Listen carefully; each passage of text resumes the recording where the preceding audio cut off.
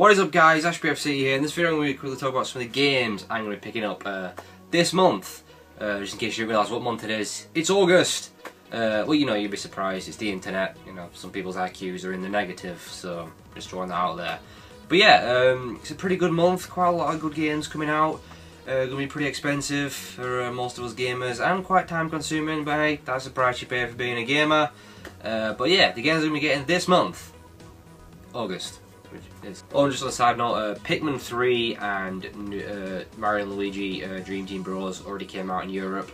I know they're coming out this month in North America, but otherwise I would have put them on this list, but I already have them. And Pikmin 3 is awesome, by the way. Finally, one of very few Wii U games worth getting. So yeah, but anyway, on with the list. So first up, one I'm most anticipated of this month is Tales of Xillia. Yes, finally this little evasive bastard is coming to Europe and North America. This game actually came out in Japan back in September 2011, and Tales of Xillia 2 came out sometime last year. We're only just getting the first one now in August 2013. So I don't know what Namco think they're playing at, but it's a bit annoying. But I should just be grateful getting it full stop because, you know, I mean, especially in Europe, because Christ, we have a long history of getting shafted when it comes to JRPGs, and we've already missed out on a few Tales of games already. But yeah, it's finally come in, it looks awesome, going to be great. I love the Tales of series, it's a brilliant series. It's always managed to maintain its quality. I don't think I've played a bad one yet, and I have played almost all of them, I think. But yeah, it's great, you know, unlike another certain JRPG series, Final Fantasy, you know, but it looks awesome. I fear it's not going to disappoint me. And Tales of Xillia 2 has officially been confirmed.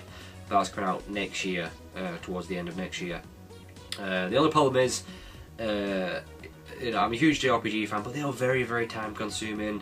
Many of them go beyond like 50, 60, 70, 80 hours, some go up to 100, which is mental. They're very time consuming, you need a lot of dedication. I am one of the world's slowest JRPG players, as much as I love them. I have a bad habit of, I get them, I play the hell of them, I love them, then I think I'm going to have a break, play some other stuff and what have you, and then I sometimes find myself not going back to them for ages.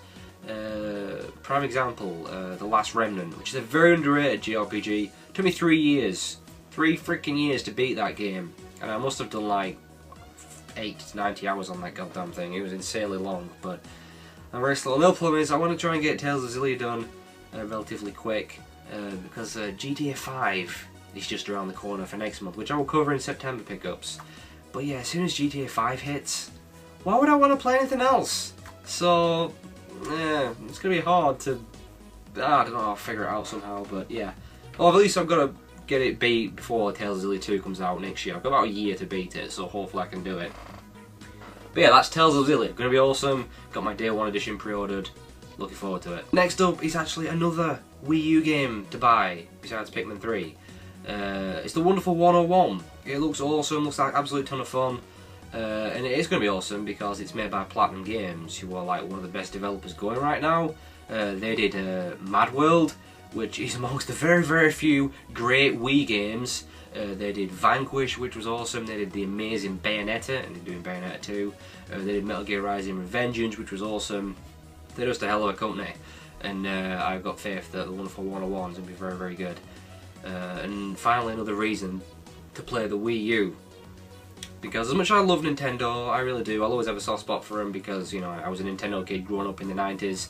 But oh, man, they've made a real blunder without Wii U. I mean, no games for it, no third-party support. They obviously thought that everyone from all those 100 million people that bought a Wii U, all those casual gamers, want to jump ship to the Wii U. That didn't happen. I didn't ever think it was going to happen. So Nintendo fucked up.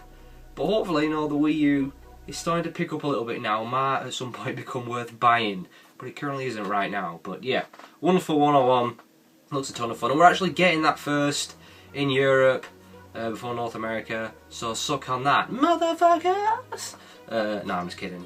We're actually getting quite a few games, Nintendo games, first in Europe. It's weird, it used to be the other way around, but I don't know. But yeah, Wonderful 101 looks a ton of fun, can't wait. Alright, next up is another game I'm still kind of on the fence about, because I might actually not end up getting it, I might end up getting something else instead. I'll come to that later, but it's Lost Planet 3. If it does actually still come out this month. I mean, these could change. I'm just going off the list I'm seeing on some of the sites and what have you. But Lost Planet 3. Now, I did play Lost Planet 1, the demo, way back when the 360 first came out, and I really liked it. I didn't play the full version, but it was a fun game. And then Lost Planet 2 came out, and it didn't get very good reviews at all. That I think it was considered a pretty bad game.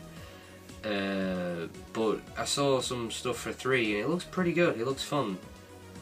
So I don't know. I'm not entirely sure. It could be crap. So I don't know. I might get Lost Planet 3. I'm not 100% sure yet. It's a maybe. So maybe it shouldn't be on this list. I'll get to what could replace it in a minute. But yeah, Lost Planet 3, possibly.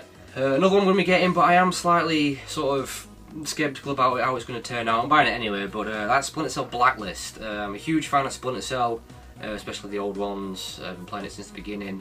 It's just Splinter Cell is another one of those franchises now that's getting a little bit dumbed down and doing the whole freaking action route to try and get the Call of Duty fans in, which keeps happening. But the stealth is still there, so that's good enough for me, as long as there is still stealth there. When stealth goes from Splinter Cell, it's no longer Splinter Cell and it's dead to me, but it's still there. But it does look to be a bit more like Conviction, faster paced, more with an option to run and gun, but it looks alright. My personal favourite Splinter Cell is Chaos Theory. I think a lot of people would think the same who've been playing it since the beginning. I mean, I liked Conviction, but like I said, it was just a little bit, you know, action focused. I prefer the 100% stealth thing, you know, in the dark, climbing on the pipes, snapping guys' necks from above. But I mean, like I said, Conviction was fun. I think this will be a fun game. I'm looking forward to multiplayer, but yeah, I think it is potential to be a slightly disappointing game. But I'm still buying it, so that's Splinter Cell Blacklist. Next up is Rayman Legends, which I'm really looking forward to, which was also already supposed to be out already, but Ubisoft were being dicks or something like that, and they pushed it back. But yeah, Rayman Legends. Origins was awesome. I love all the Rayman games. It's such an amazing series. And I played the demo for Legends, and it was awesome. So I'm definitely buying this. I'm probably going to get it on the Wii U, just to play, a reason to play the Wii U and get my money's worth and have it stop collecting dust. But I think it is coming out on everything: 360, PS3. I think maybe the Vita and the 3DS. I'm not entirely sure, but I'll probably get the Wii U version. It's going to be awesome. It's Rayman. Origins was brilliant. It was even half as good as Origins. It's a game worth getting. So yeah, Rayman Legends. The next up is a game I'm really looking forward to as well, despite me not knowing a whole lot about it actually. I've been in the dark a bit about this game. It's kind of a bit of a rule of mine now, is sort of hang back and not know too much. I've covered this in when I did that video on the things I miss about gaming, where I go about how you know too much because of all these websites and magazines and videos on YouTube and all these previews like IGN doing like 1 hour gameplay footage and stuff. You know too much, so I'm kind of staying in the dark. But it's Killer is Dead by Grasshopper Manufacture, and this is such an awesome company, very underrated. They do very sort of adult themed games, a lot of sexual content and innuendo and stuff, and they're awesome. I mean, they did the incredibly underrated Shadows of the Damned. If you haven't played that, you really should. It's so underrated. It's a brilliant game. And Lollipop Chainsaw as well was one more recent titles. I know it didn't get great scores, but I really liked that game. It was just wacky, over the top, didn't take itself serious. It was a ton of fun. And they also did a Killer 7, which I believe, I could be wrong, but I do think that Killer is Dead is some sort of spiritual successor to Killer 7. I might be completely wrong on that, but I think I read that somewhere. But it's going to come out, and it's going to be great. I can't wait for it. So yeah, that's Killer is Dead. Now as for the ones I've skipped, Saints Row 4 is one I'm skipping. Because, well, I love the first Saints Row game. I thought it was brilliant. I really enjoyed Saints Row 2. Saints Row 3 just didn't do it for me. They went a bit too wacky, and they're trying too hard to separate themselves from Grand Theft Auto now, and they're just going for all out wacky and bizarre, and it's a bit too far for me. I just didn't really like Saints Row 3 that much. And 4, they've just gone mental. It's about an alien invasion, and I mean, it looks like it could be sort of fun, but it's still running on the same engine. It does look a bit dated now. So I thought, nah. I know there's not a lot. I know there's a lot of fans who aren't happy about it, and some are thinking, "Oh, this is awesome," but I don't look that impressed with it, to be honest. And with GTA 5 as well, I just can't see myself really playing it if I do buy it, you know, at this point. Plus, I'm already pissed off with Deep Silver, the publishers, for the DLC bullshit they're pulling on it. They're already one of those companies that are announcing, "Oh, day one DLC," they're announcing DLC before the game's even come out. They're basically here you go gamers, have this. This is what we're not putting in your game. You want this, you'll pay extra on top of what you're already paying to begin with. And it really annoys me. In fact, they cut out something that was supposed to be DLC for Saints Row 3. And instead of including it in Saints Row 4, which would be the sort of, you know, the obvious thing to do, no, we'll keep it DLC and make it DLC for Saints Row 4 and make some more money because we're money grubbing bastards. So that kind of sealed it for me. I'm not buying Saints Row 4, I'll just wait for a second-hand copy or something. And like I said, GTA 5 as well, so, you know, that's why I'm not getting Saints Row. But there is also XCOM, The Bureau, which, that's what I'm kind of on the fence about, whether I'm going to get that instead of Lost Planet 3. That game does look a ton of fun, so I'm not sure. I'm not decided yet. Is it going to be Lost Planet 3 or is it going to be XCOM The Bureau? I haven't decided, so I'll make up my mind some point about those two games. But yeah, overall, there you go. That's